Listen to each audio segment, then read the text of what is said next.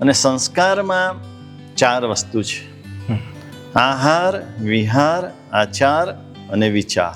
Okay. આ 4ની અસર એ બાળક ઉપર પડે છે. માતા પિતાનો જેવો આહાર હોય, બરાબર. કારણ કે એ જ આહાર બાળક લેવાનો છે.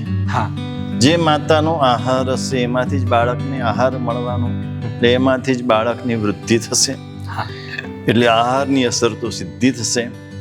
વિહાર એટલે ઉઠવું, બેસવું, સૂવું, આ બધું જે ટાઈમે માતા પિતા સૂતા હોય, માતા પિતા જાગતા હોય, મોટા ભાગના માતા પિતાનો અનુભવ છે.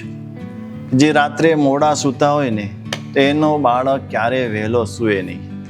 એટલે એ આપણી બહારની પ્રવૃત્તિની અસર સીધી અંદર થાય સીધી એના ઉપર અને થાય. પછી એ સીધું આચરણ શરૂ કરે. સીધું આચરણ.